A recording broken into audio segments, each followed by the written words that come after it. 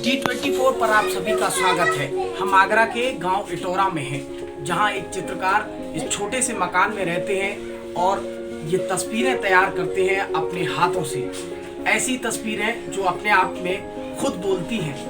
प्रधानमंत्री से लेके मुख्यमंत्री योगी आदित्यनाथ और आगरा के एसएसपी बबलू कुमार तक की तस्वीरें इनके मकान में सजी हुई हैं।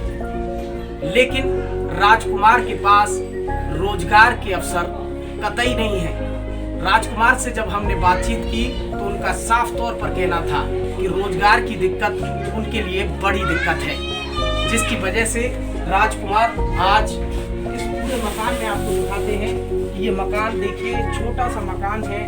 राजकुमार इसी में रहते हैं, इसी में जो है वो पेंटिंग का काम करते हैं और एक कमरे का मकान है। उस छोटे से मकान में देखिए किस तरीके से तस्वीरें जो है वो लगा रखी हैं। वो अपने आप में एक बड़े चित्रकार से कम नहीं है। लेकिन भारत में टैलेंट की कमी नहीं है, ये तो कहा जा सकता है। लेकिन टैलेंट को पहचानने वाले आज राजकुमार की इस तस्वीर को देखें और इस कमरे को देखें तो शायद राजकुमार को कहीं कोई रास्ता मिल जाए।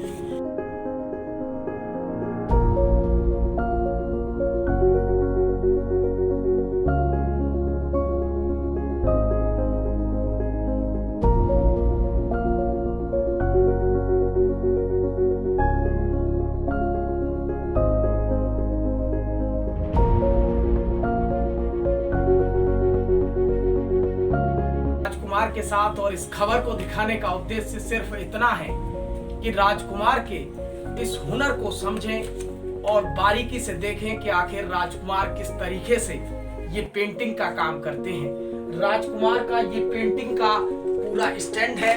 यहाँ पर राजकुमार जो है वो पेंटिंग तैयार करते हैं। ऊपर आप देखिए किस तरीके की तस्वीरें लगी हैं, ये राजकुमार ने खुद अपने हाथों से तैयार की हैं।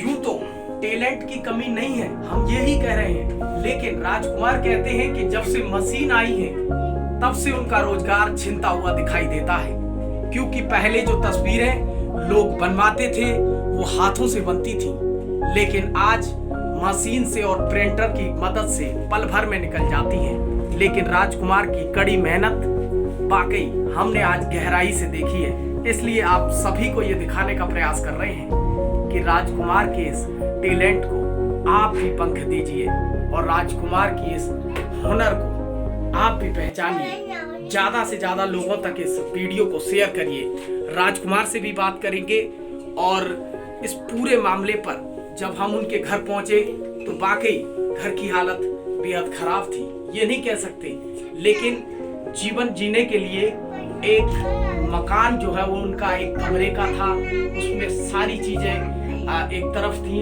लेकिन राजकुमार का अपना खुद का काम, पेंटिंग का काम, वो भी एक कोने में, जैसा कि आप देख सकते हैं। ये पूरा उनका पूरा काम का जो है वो तैयारी का सिस्टम है। यहाँ पर उनके पेंट रखे हैं, तो पूरी तैयारी के साथ इस काम को करते हैं राजकुमार। आगरा ग्वालियर रोड स्थित गांव इटौरा के रहने वाले राजकुमार एक ऐसे चित्रकार हैं जो किसी भी व्यक्ति का महज 10 मिनट में पूरा स्केच तैयार कर सकते हैं। लेकिन राजकुमार इन दिनों अपने रोजगार को लेकर काफी चिंतित हैं।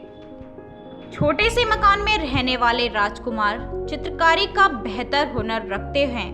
राजकुमार के कमरे से सीएम योगी आदित्यनाथ से लेकर प्रधानमंत्री नरेंद्र मोदी और बॉलीवुड के अभिनेता शशि कपूर से लेकर आगरा के एसएसपी तक की तस्वीरें सजी हुई हैं।